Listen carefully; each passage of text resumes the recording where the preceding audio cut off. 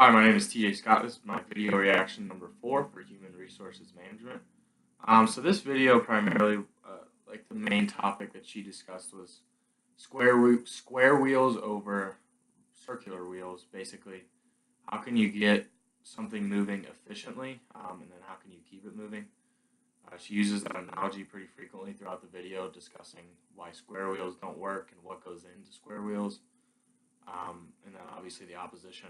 Uh, it discusses basically a lot of how team dynamics work within a workplace, within different career forces, and then also how can you enforce not just productivity but also being positive throughout that productivity.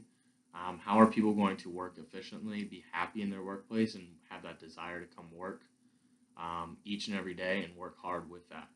So she discusses square wheels almost immediately through the video. People sometimes are working hard, and that's just how they learn. They learned a bad, inefficient way of doing things, and that's how they continue to do it, even though there is a better way of doing things. And then sometimes she discusses people just aren't willing to work hard enough, and then they're forced to deal with square wheels at all times. Um, she says throughout the video, this is stuff that people already know. It's pretty much common sense when it comes down to it, but people don't utilize it, and then you really don't think deeply enough to utilize a lot of the information that she does say. You don't think about those things because a lot of times it's just how people operate. When you are going into a company, or maybe this is how a company has been operating for 20 plus years, this is how things are run. There's changes to be made, but people aren't going to make them because change is complicated, change is hard. With change, a lot of times in big companies like the ones she's referring to, there's a lot of pushback. A lot of people are saying, this isn't how we do things. It may be more efficient in the long run, but it's too complicated of a change to make. She then jumps right into the fact that we offer employees a lot today. Employees are getting different things. She uses holiday turkey as an example, but people are getting constantly gift certificates, rewards, whether that be compensation. There's all kinds of different things to be working towards. But are these people earning it? And after they do earn these things, if they are earning it, what's keeping them going? What's that drive that's keeping them, efficient, positive, productive, different things like that? So she says, even though we get all these things offered to us, all these rewards, I guess you could say, more than 2/3 of employees don't feel engaged. Basically, they're not happy and they don't feel recognized for the work that they're doing. That number actually really does surprise me. Obviously, you hear a lot about people that are complaining about their jobs and things like that, but 2/3 of employees don't feel engaged. At what point do you have to question the company's, ethical behavior as opposed to the individual? If more than 2/3 of people don't feel engaged, then I think it comes down to a business structure error or flaw. 2/3 of people, maybe half of a third don't want to be engaged. I could see that number. Maybe they're extremely introverted and they feel that the team dynamic isn't an aspect of their workplace being efficient.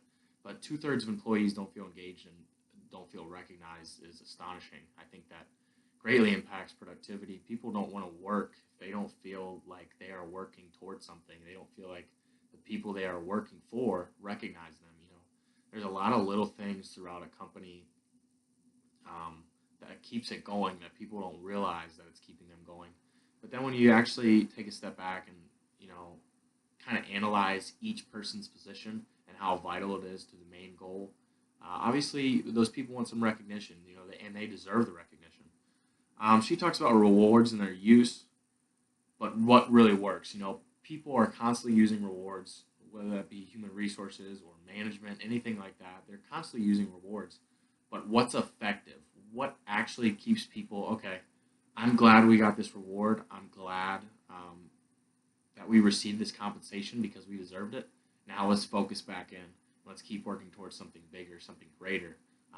She states that a lot of people get these rewards, and it's just like, well, we got a reward, blah, blah, blah. Let's go back to doing our mediocre job, or the focus is completely lost. She goes into this holiday turkey analogy. I guess it's not really an analogy, it's an example. Companies want to do something nice. The employees don't necessarily care, but it's a turkey. They're going to take it. People keep having the turkey year after year, and then 2 or 3 years down the line, they start complaining about the turkey. Why do we have a turkey as opposed to a ham she uses? They're good things, but obviously they're causing problems among people.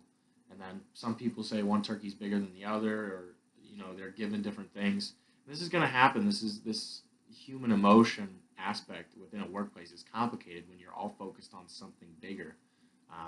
And then obviously management's going to recognize more people than others, but that's not necessarily how it should be.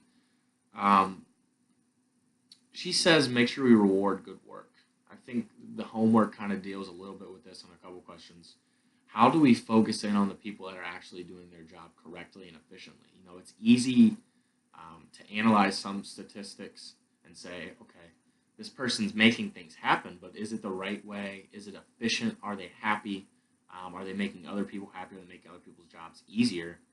And a lot of times, as the homework discussed, it's not, because these reward systems, these compensation systems, they're strictly based on goals, goals toward the end of the company. But in reality, it's day by day things, the little things that are going to get you through it with positivity. The attention should always be focused on work despite the rewards. She uses a great analogy with the fact that people should, she uses a picture with arrows pointed one way or pointed another way. People should, enjoy that reward. They should have that reward. They deserve it. But the focus should never dissipate from the work. People should always be honed in on what they're working on. She goes in what I think the most important part of the video is in every aspect of life, not just in a workplace, in a team dynamic, among people walking around, whatever that may be. It's feedback is important. Show people the impact that they have. This is vital. I think this is the most important part of this video. Show people how important they are, how vital their job is, how vital it is, the little things that they're doing. Be specific about that feedback. Recognize the little things that people are doing, whether that be for you, for a company, for a team. This specifically applies to everything in life. Feedback, people need to be appreciated.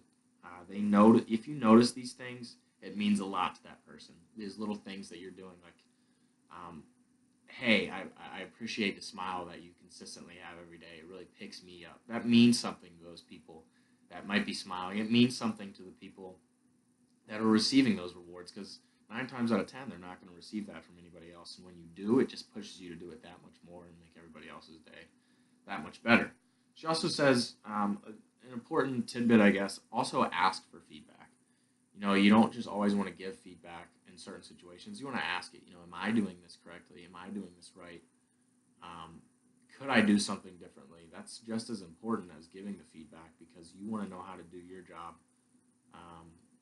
or operate in your situations the best way that you possibly can, and kind of enforce productivity, but also enforce positivity. Just another thing she lists off is be sincere. She lists off a multitude of different things when it comes to, I guess, operating efficiently.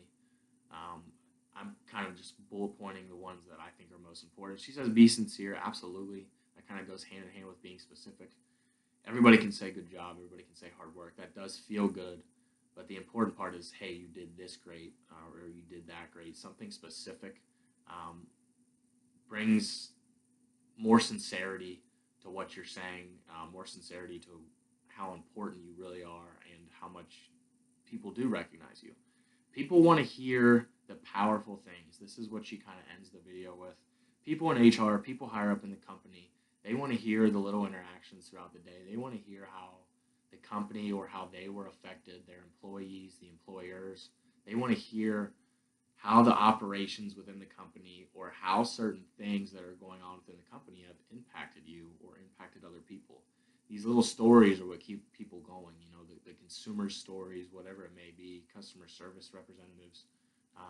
They want to hear these stories, the positive impact of positivity alone, a positive story or even a negative story, and you can learn how to build off of it.